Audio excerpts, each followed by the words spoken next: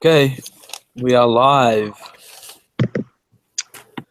Awesome. Victorian fashion and Regency fashion. How exciting.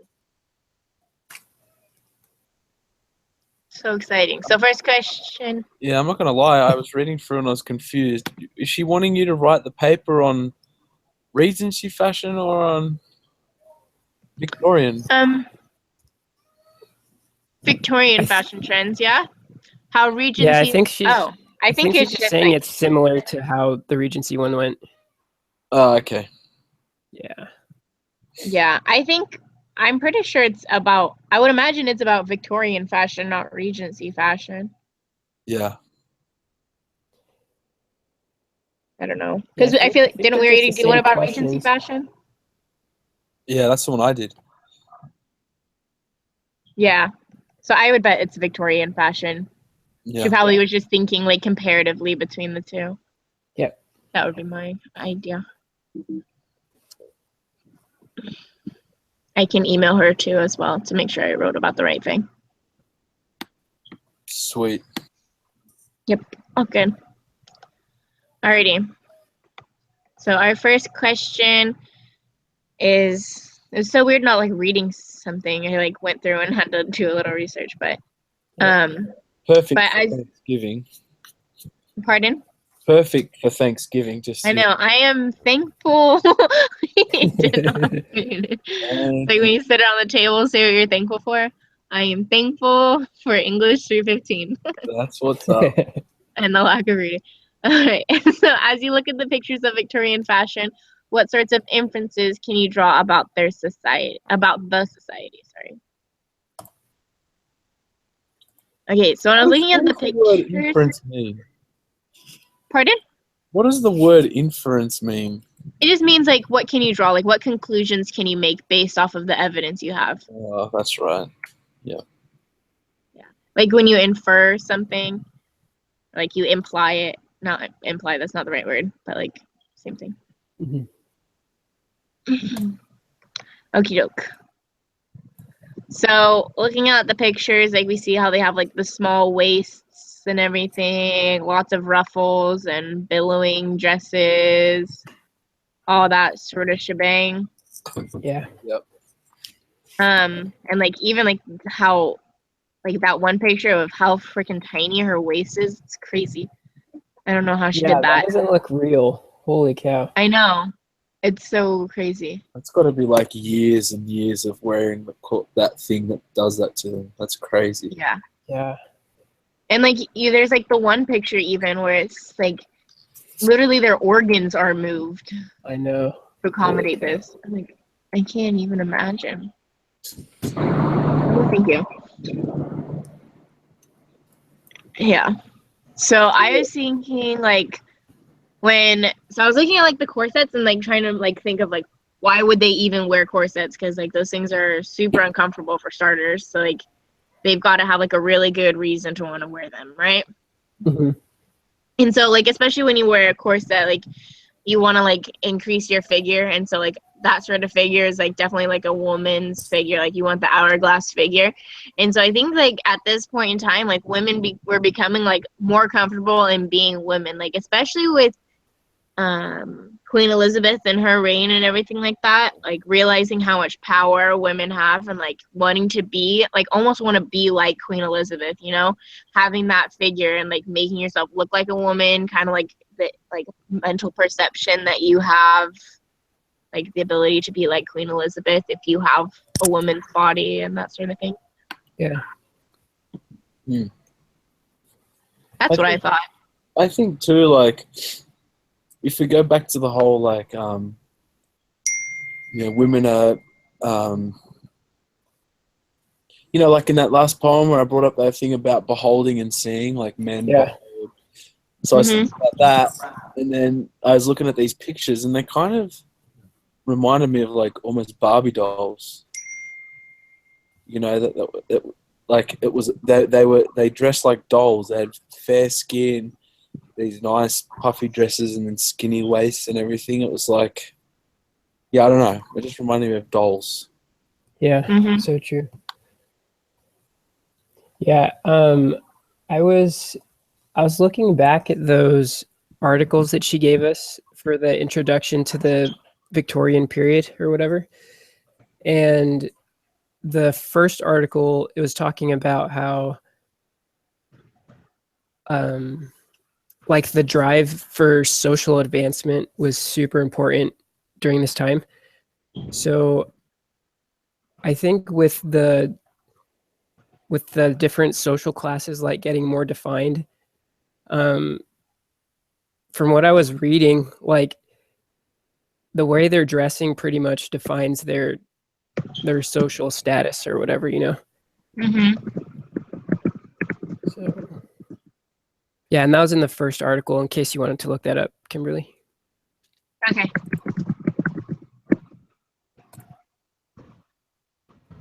Write that down.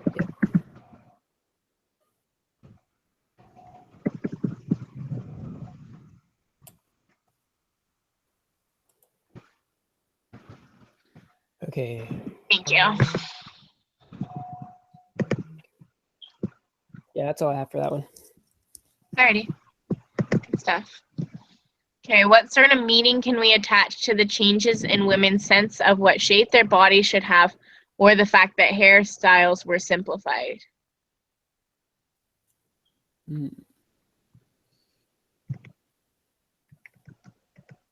So why would their hair simplify? Because I feel like we kind of answered the first half of the question. Yeah. I don't know. I think kind of like along the same lines that we kind of talked about last week with their hair being simplified, like people were like moving and like making more advancements and like becoming like more intellectual, I guess, especially after the Industrial Revolution. Like people were beginning to realize how much knowledge people had and how many different things could be created and all these sorts of different things. And so like I feel like they weren't spending as much time on their hair because they were getting out and like learning about all these new things that were happening in England. How in like the previous fashions they would spend like hours doing their hair. Like sometimes I brush my hair in the morning, so I can't even imagine like spending that long on doing your hair.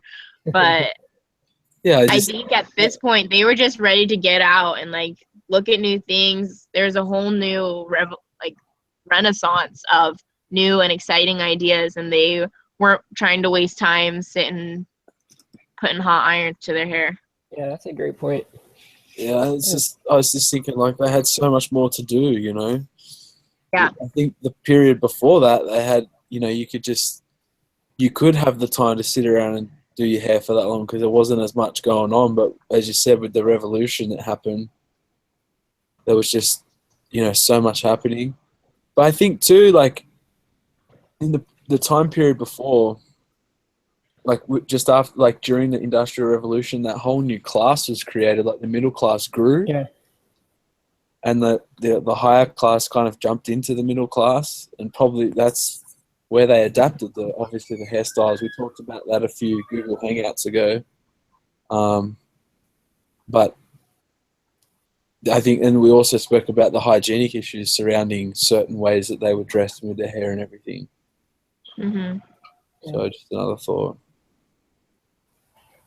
Totally. Can you imagine, like, if you spent 3 hours on your hair? Like, I would not want to wash my hair if I spent 3 hours doing my hair. Like, I want to keep that for a while. Like, I would not wash their hair. That's so nasty. Yeah. All right. What does this have to do with the way women are thought of or thought about themselves? I think it's like the same idea, you know, like women can finally like go out and they can look at all the advancements that are being made. There wasn't like such a divide where women were just sort of like to look at. They were hanging out with all these inventors and entrepreneurs and whatnot. Yeah.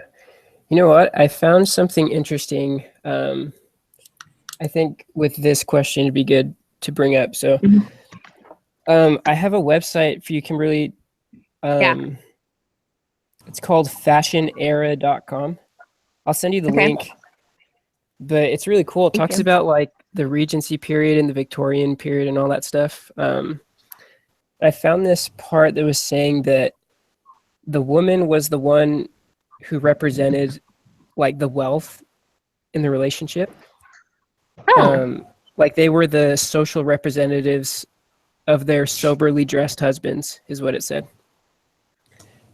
So like, even if the husband was wealthy, you know, he'd dress simple, but people would know that they were wealthy because of the way the wife would dress. That's really interesting. Yeah. And that totally addresses the question that comes later that talks about like why men dress so simply. Yeah. That's cool. Rude, yeah.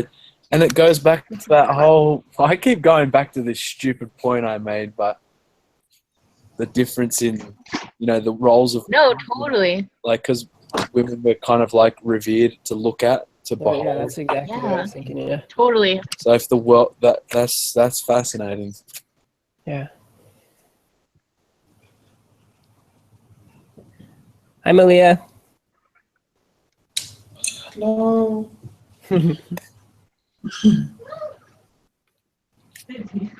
Okay. Yeah. No. Via more hair? Yep. Me too. Saipe? Yeah. Okay. We're just up to the question. Which question are we doing? What is the significance of the tight-waisted corset or the bustle? Oh, okay, that's the question. Tight-waisted corset or the bustle. Or any of the previous questions, if you have anything to say about those, that works too. Or if you want a minute, that's fine too.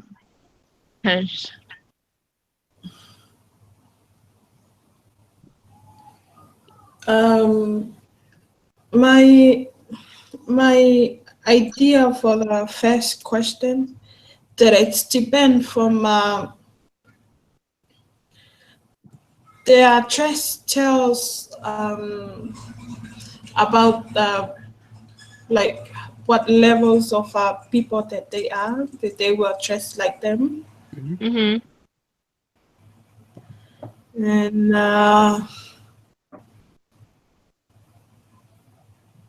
then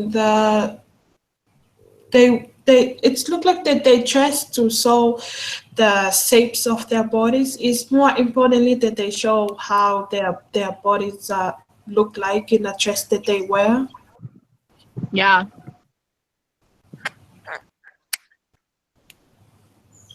Maybe that's what I have for now.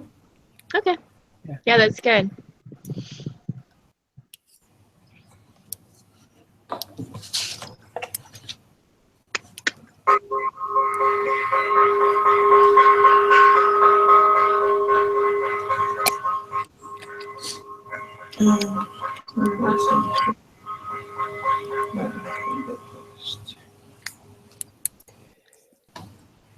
I think. Okay, so men. Okay, did you read anything about why men weren't the ones that dressed fancily? Of like, I know women were there, but did you, by any chance, find anything on why theirs was so simple? Like, why wouldn't they show it? I don't know about the Victorian period. I just remember like what we read about the Regency era. It seems the same kind of, but they were more interested in quality rather than all this like fluff that the men used to wear. I don't know. I would have to go back and look at that, but I didn't really find anything for the Victorian period. Okay. I can go look at that website you gave me. Yeah, it's awesome. It's super good. That's good. Yeah, I'm just reading some stuff about the corset now. It talks about how men used to wear corsets. Yeah. Really? Yeah. Was it more like to like define their body this way, or like to make them look skinnier, or what was? Yeah, it was to I just read it. It was like to exaggerate. It was either to reduce the. It was used to reduce the waist and exaggerate the bust and the hips. But in some periods of time, they were to achieve like a tubular straight up and down shape. So that's obviously not going to be in this period we're talking about. Mm-hmm. Interesting.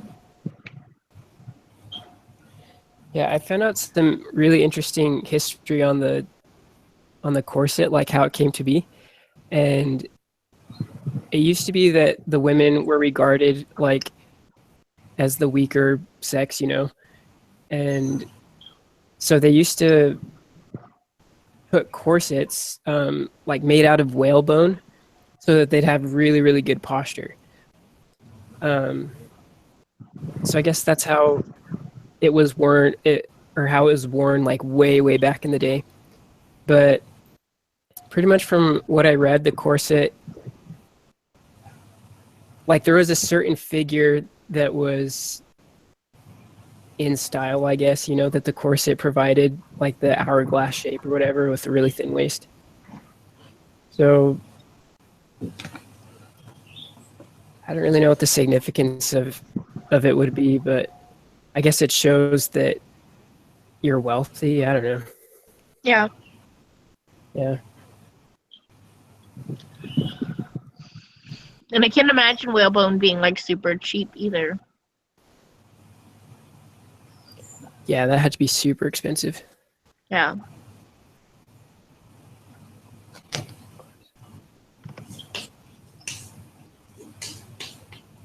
And like looking at all these, like even that picture where they're like raking something, I don't know what they're raking, but like they're wearing like this whole outfit, like with all the ruffles and the bows and the hats and everything, doing just like normal day-to-day stuff.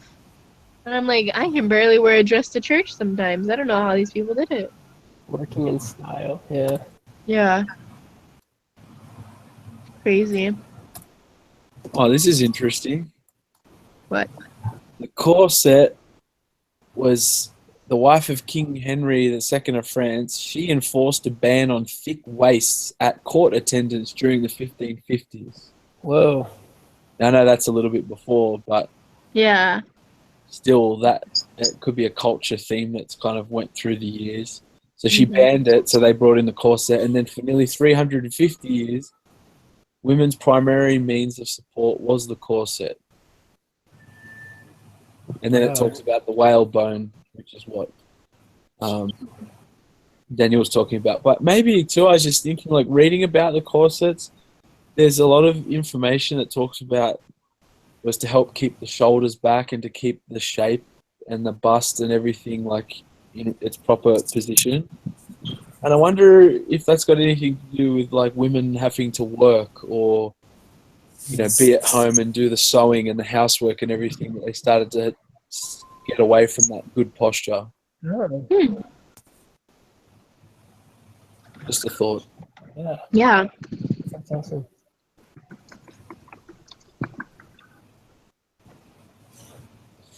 Well, like, I would imagine, like, wearing a corset, like, I wear a back brace and everything like that. And so, like, sometimes when I wear my back brace for too long, like, my back will get super weak. Like, if I wear it for a really long time, like, once I, like, stop wearing it, I realize, like, my muscles have become, like, weakened. And so, like, even with, like, anything, like, if you're, like, not using something to its full capability, like, it becomes weak. I wonder if, like, women just became, like, super weak during this period of time, like, always having this corset on, supporting their back, everything like that. I feel like that would suck. Yeah. That's interesting. That's a good point. Yeah. It's so uncomfortable. I would hate to live at this time. Seriously. I think it's the worst. I feel bad for women. Yeah. Goodness gracious.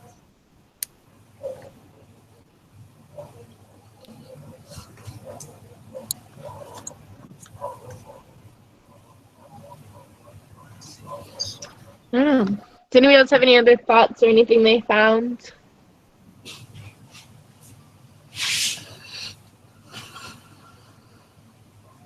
There's one more question. It's how do these things relate to such issues as relationships between men and women, or the fact that the middle class had clearly become the class of power in England?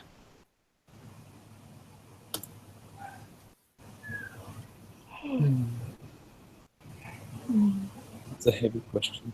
Yeah, it is. How did Well, like this- it's it's really just it's really. Well, I think the class of power thing, you know, if we're talking about how women was to show the wealth, you know, we talk about, it says they talk about the middle class as the main class of power, and obviously with power comes money, and money comes power. So you could maybe talk about what Daniel brought up before about women being presentable with their back straights and these corsets, thin waists, these, you know, nice looking as a representation of someone's power and wealth. yeah. And that the way that men showed it was through their wives. Yeah.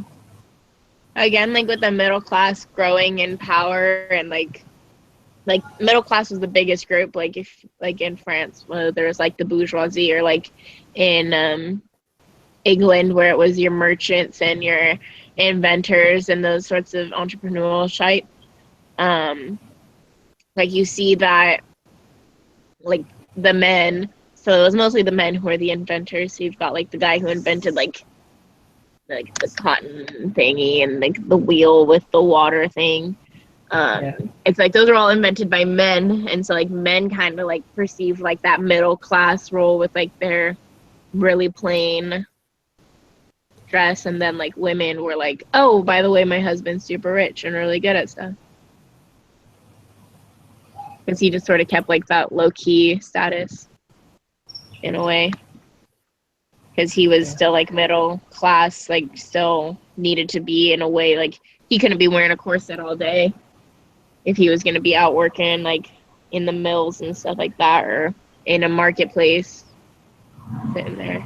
Because if a woman's just chilling by herself at home doing housework, it'd be a lot easier to wear a corset there than trying to work every day and trying to bend down and grab things in a thing that is contraption that is not easy to breathe in. Yeah. Yeah. If that made any sense. Oh, yeah, for sure. Yes.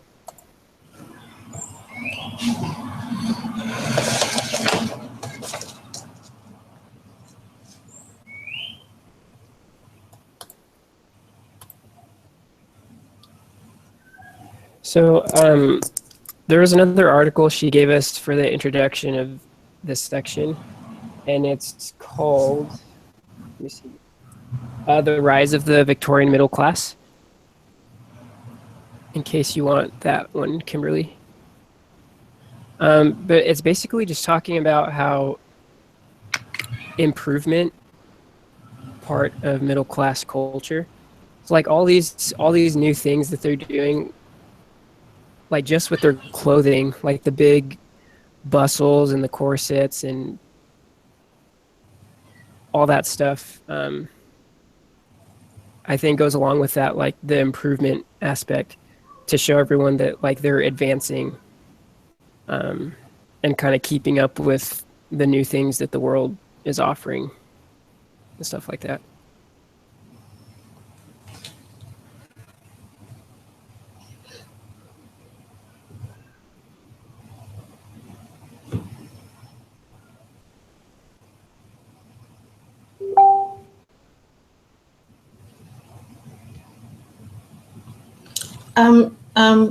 Plus to that, it's like the people in a middle class can like they can wear corsets like how Kipling says and work it throughout the whole day, and then like they were more attractive to the. I think that they will be more attractive to the people with the in a higher class, and then they get married, and then they more people of the lower class, and that's why they will get overpowered in England.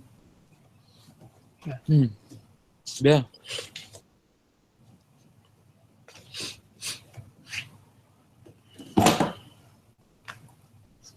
Okay, well, Kimberly just messaged us and said the internet's gone down, but I think we went through all the questions anyway. We'll just stop the broadcast and I will send it over to her. And then if anyone has any other thoughts, we can put them in the Facebook group.